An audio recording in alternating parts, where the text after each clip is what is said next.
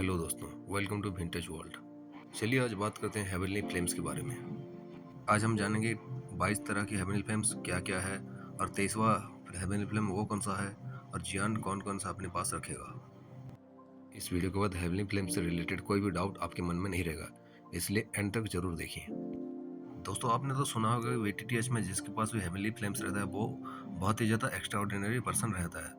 और आपको ये भी पता होगा कि जियामा एम्पायर में जब जियान ग्रीन लोटस कोर फ्लेम को ऑब्टेन कर लेता है उसके बाद उसका चर्चा चारों तरफ फैल जाती है। लेकिन बहुत सारे लोगों को पता नहीं होता कि वो आदमी जिसके पास फ्लेम है वो इतना छोटा एक बच्चा रहेगा। एक हेवनली फ्लेम को बनने में 100 साल या फिर हज़ारों साल भी लग जाते हैं, इसलिए वो दुनिया का सबसे कीमती चीज़ों में से एक माना जा सकता है और सबसे खतरनाक चीज़ों में से भी माना जा सकता है। लेकिन हेवनली फ्लेम जैसा भी हो वो अपना यूज़र को बहुत ही ज़्यादा फ़ायदा देता है और इसके साथ साथ कोई अगर इसको अल्केमी में यूज करता है तो वो उसका एक्स्ट्राऑर्डिनरी रिजल्ट देख सकता है। अगर मैं आपको बता दूं तो किसी भी हेवनली फ्लेम को अगर कोई बंदा लेना चाहता है और उसको रिफाइन करके अपने भीतर सब्ड्यू करना चाहता है तो उसको कुछ चीज़ें ज़रूरत पड़ती है। और अगर बिना उस इंग्रेडिएंट के वो हेवनली फ्लेम के पास भी चला जाता है तो उसका मरना पक्का होता है। तो एक हेवनली फ्लेम को लेने के लिए पहला चीज़ जो होना चाहिए एक यूज़र के पास वो है ब्लड लोटस पिल। इस पिल की खासियत ये है कि जब भी कोई बंदा कोई हेवनली फ्लेम को लेने के लिए जाएगा और उस वक्त ये पिल यूज करता है तो उसका जो शरीर रहता है वो बिल्कुल सही सलामत रहता है। और दूसरा इंग्रेडिएंट है आइस स्पिरिट कोल्ड फाउंटेन। इस चीज़ का प्रॉपर्टीज है कि ये बहुत ही ज़्यादा कोल्ड रहता है, जो कि एक हेवनली फ्लेम को सबड्यू करने में यूजर के जो शरीर के अंदर रहता है उसका सभी पार्ट्स को ठीक रखता है। यानी अगर हेवनली फ्लेम बहुत ही ज़्यादा गर्म होता है, बहुत ही ज़्यादा फायरी हॉट रहता है, ये आइस स्पिरिट कोल्ड फाउंटेन उसका बॉडी के अंदर सब कुछ ठीक रखता है। तीसरा और सबसे लास्ट चीज़ जो है वो है अपने सोल का एक्सेप्टेंस। यानी हेवनली फ्लेम तो आपने सबड्यू कर लिया, उसके बाद आपका जो आत्मा है उसको वो हेवनली फ्लेम को एक्सेप्ट करना चाहिए, वरना अगर हेवनली फ्लेम आप सबड्यू कर भी लेते हैं तो कोई फ़ायदा नहीं। और सबसे ज़रूरी बात जो है ये 16th रैंक से नीचे की जो हेवनली फ्लेम्स है इनको सबड्यू करने में ये तीनों इंग्रेडिएंट काम आते हैं। और उससे ऊपर के रैंक को जो हेवनली फ्लेम्स रहते हैं उनको सबड्यू और रिफाइन करने के लिए कुछ अलग मेथड का यूज करना पड़ता है। और अभी मैंने जिस मेथड के बारे में बताया है इसको मास्टर या लॉ ने बनाया था, जो कि जियान की मास्टर हैं। अभी अगर बात करें हेवनली फ्लेम रैंकिंग के बारे में तो 23rd रैंक में जो सबसे लोएस्ट रैंक में आता है वो फ्लेम का नाम है मिस्टीरियस येलो फ्लेम। ये फ्लेम रैंकिंग में 23rd रैंक में आता है और इसको बनाने वाला जो है वो ताउसी एंशिएंट गॉड रहते हैं। अगर इसका लोकेशन के बारे में आपको बता दो तो ये ताउसी एंशिएंट गॉड की केव मेंशन के अंदर है, जो कि सेंट्रल प्लेन से 1 लाख किलोमीटर दूर माउंटेन के बीच में रखा हुआ है। वेल एग्जैक्टली जियानन एकेडमी के अंदर जो लावा है ना उसके अंदर वो केव मेंशन सिचुएटेड है। और ये तभी अपेयर होगा जब BTTH की फाइनल फाइट, जबकि जियान और हुनत्यांडी जो कि हुन क्लैन का हेड होता है उसके बीच में फाइट होता है और उस टाइम जियान इसको समन करता है। समन करने के बाद ये जो केव मेंशन है ये ऊपर की तरफ आता है। सेकंड लास्ट हेवनली फ्लेम जो कि फ्लेम रैंकिंग में 22वें रैंक पर आता है और इसका नाम है 10,000 बीस्ट फ्लेम। इसको भी ताउसी एंशिएंट गॉड ने बनाया था। अभी जो इसका लोकेशन है वो भी ताउसी एंशिएंट गॉड का जो स्टैचू है उसके सराउंडिंग में लोकेटेड है। जब से ये होली फिल्म बना है इसका ओनर कोई भी नहीं बना है। अभी इसका जो ओनर बनने वाला है वो जियान बनेगा। इसके बाद आता है 21st रैंक का हेवनली फ्लेम और इसका नाम है यिन यांग ट्विन फ्लेम। अगर ये बनता कैसे तो मैं बता दूं आपको कि यूनिवर्स का जो खाली जगह रहता है वहीं पे ये बना होता है। और इस फ्लेम में 2 प्रकार की एनर्जी रहती है, जो कि एक लाइफ का और दूसरा डेथ का। इसमें से यिन फायर जो रहता है वो लोगों को मारता है और यांग फायर जो रहता है वो लोगों को बचाने में मदद करता है। अगर इसका ऑनर के बारे में बताऊं तो जियो जुआन जो है जियान के एक ग्रैंड दादाजी हैं। करेंटली ये उनके पास है और ये जो जियान का ग्रैंड दादाजी ये आपको देखने को मिलेंगे जब प्यूरिफाइंग डेमोनिक लोटस फ्लेम को रिफाइन करने के लिए जियान उस वर्ल्ड में जाएगा। उसके अंदर 3rd रैंक का हेवनली फ्लेम का गुलाम बन के हजारों सालों से रहते हैं। 20वें नंबर का जो हेवनली फ्लेम है उसका नाम है घोस्टली पॉइजन फ्लेम। इस फ्लेम का आपको नाम से ही पता चल गया होगा कि ये पॉइजन टाइप का फ्लेम है और ये दुनिया में कहाँ पे है ये किसी को भी पता नहीं है, क्योंकि इसको ज्यादा लोग ढूंढते ही नहीं है, क्योंकि एक टाइप का पॉइजन एनर्जी से बना होता है। एक पॉइजन लेक के अंदर हजारों सालों के रहने के बाद ये बना होता है। इसका भी ओनर अभी कोई नहीं है, लेकिन बाद में जाके जियान इसका ओनर बनने वाला है। 19th रैंक का हेवनली फ्लेम के बारे में बताने का मुझे जरूरत ही नहीं है, क्योंकि इसके बारे में मुझसे ज्यादा आपको पता होगा। जी हाँ, ये वही फ्लेम है जिसको जियान ने जियामा एम्पायर में ऑब्टेन किया था स्नैक क्लैन के अंदर। और इसका जो खासियत है ये बहुत ही ज़्यादा हॉट रहता है क्योंकि ये बहुत ज़्यादा नीचे मैग्मा के अंदर बना होता है। इसको पूरी तरह में बनने के लिए 1100 साल लगते हैं। अगर ग्रीन लोटस कोर का मालिक चाहे तो इस ग्रीन लोटस कोर फ्लेम की मदद से वो वोल्केनिक एरप्शन को भी करवा सकता है, लेकिन ये कभी जियान ने किया नहीं आज तक और वो फ्यूचर में भी नहीं करेगा। 18th रैंक में आता है wind and thunder fury flame. अगर इसका बनने के प्रोसेस के बारे में अगर बताऊं तो ये एंशियंट डेजर्ट के अंदर फ्लेम टोर्नाडो के बीच में बना होता है और इसका जगह कभी फिक्स नहीं रहता। ये टोर्नाडो के साथ साथ घूमता रहता है। इस फ्लेम का ओनर अभी जियो जुआन है, जो कि जियान के ग्रैंड दादाजी हैं, और इसका भी नेक्स्ट ओनर लास्ट में जाके जियान बनने वाला है। 17वें नंबर पे जो फ्लेम आता है उसका नाम है फायर माउंटेन रॉक फ्लेम। ये करेंटली 8 एंशियंट क्लान में से जो यान क्लान है उसके अंदर है, उस क्लान के लीडर के पास।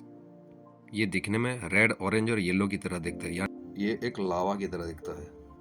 16वें नंबर पे आता है फ्लेमिंग क्लाउड वाटर फ्लेम। ये भी यान क्लान में अभी सिचुएटेड है और इस फ्लेम के बारे में कोई इन्फॉर्मेशन नहीं दिया गया है।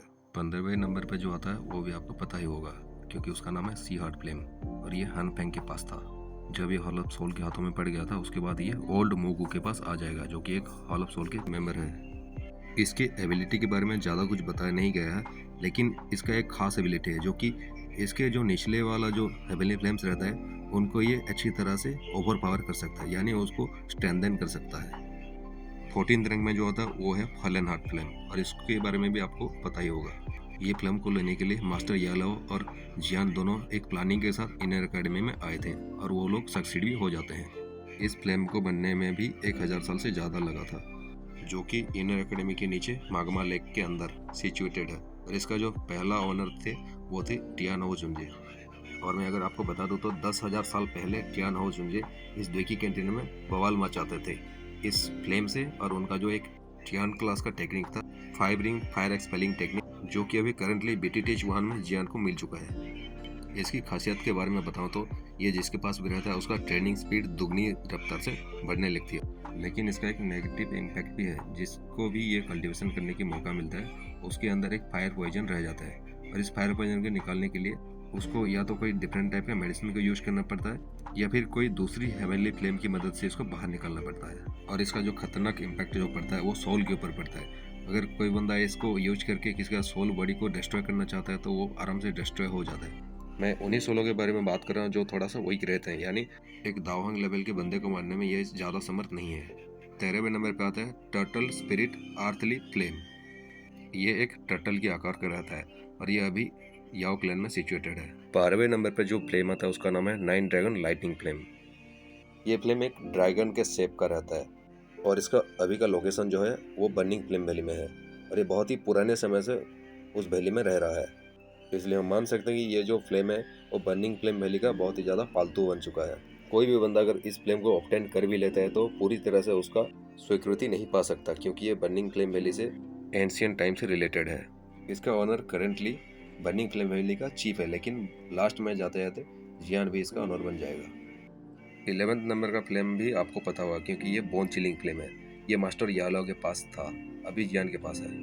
ये फ्लेम बहुत ही ज़्यादा खतरनाक है क्योंकि इसका जो ओरिजिनल शेप है बहुत ज़्यादा कोल्डनेस से भरा हुआ है और ये बहुत ही ज़्यादा हीट को भी प्रोड्यूस कर सकते हैं, इसलिए ये बहुत ही ज़्यादा खतरनाक माना जा सकता है। ये किसी चीज़ को आइस में भी कन्वर्ट कर सकता है और किसी चीज़ को जला के राख भी कर सकता है। ये दिखने में लाइट ब्लू कलर का है और उसका कोर वाइट कलर का रहता है। 10वें नंबर पर जो आता है उसका नाम है 9 सेरेन वाइन फ्लेम। इसका भी जो लोकेशन है वो याओ क्लैन के अंदर है।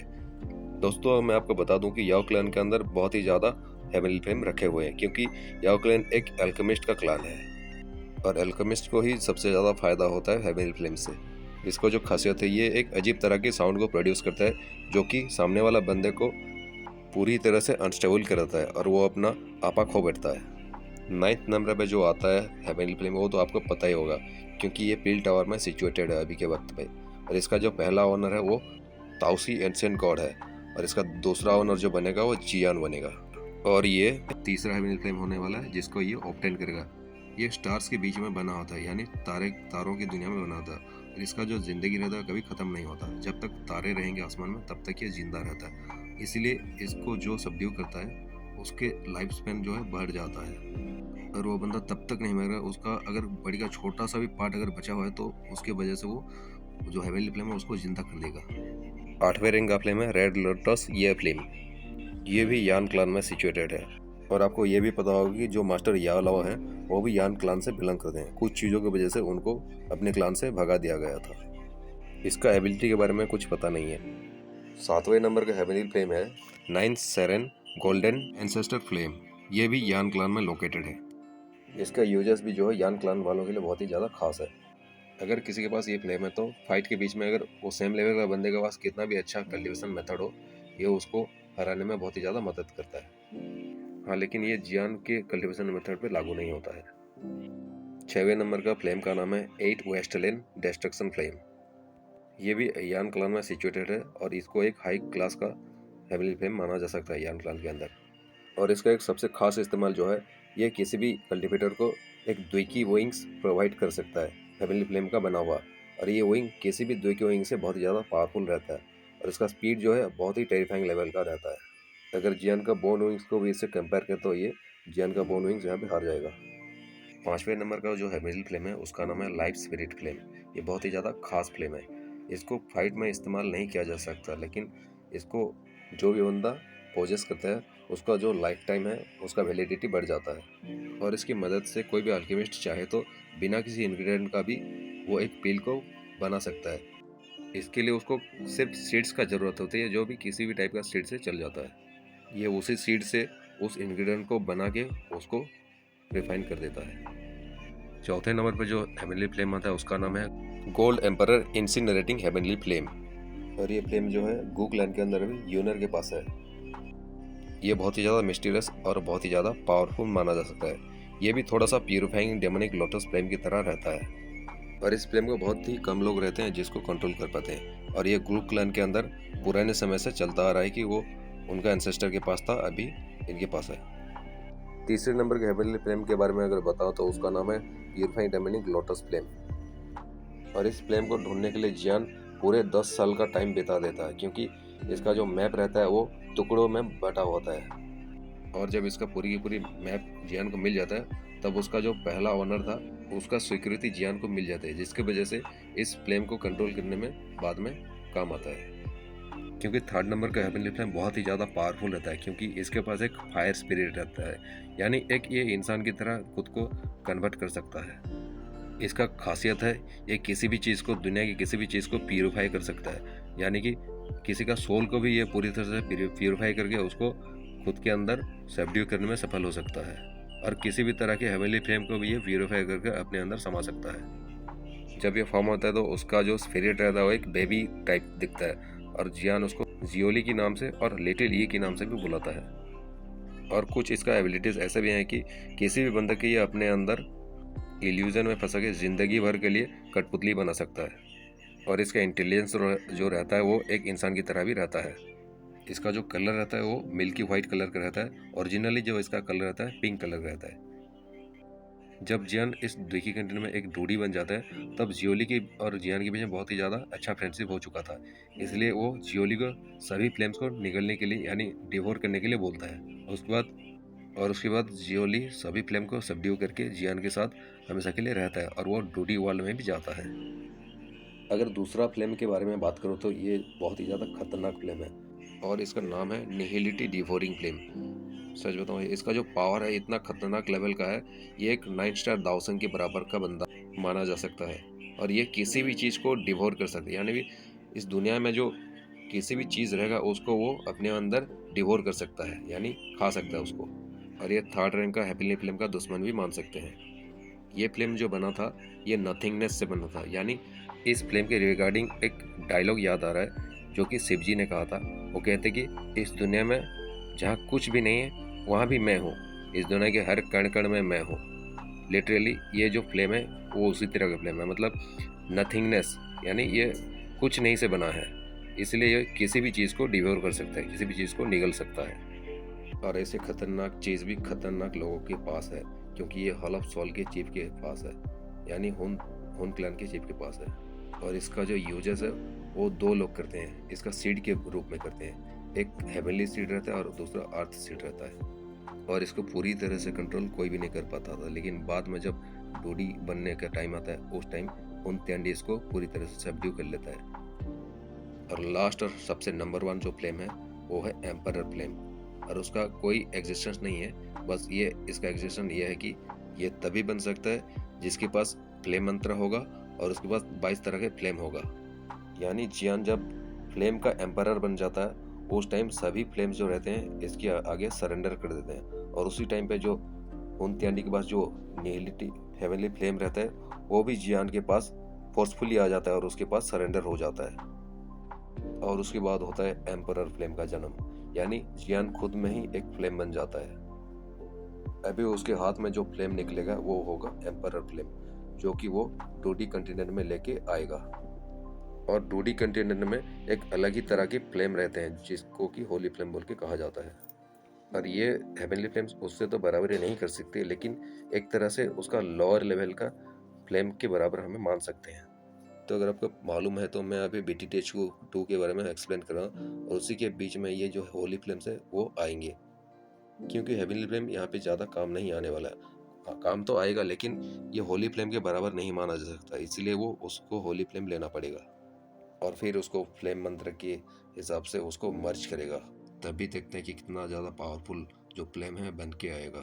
तो आज का जो हमारा एक्सप्लोरेशन था हेवनली फ्लेम्स के बारे में यहीं पे ख़त्म होता है। तो बने रहिए हमारे साथ BTTH2 के स्टोरी लाइन के साथ और ज्ञान की आगे की जर्नी के साथ। तो चलिए मिलते हैं हम और एक दूसरे एपिसोड के साथ। तब तक बने रहिए और चैनल से जुड़े रहें।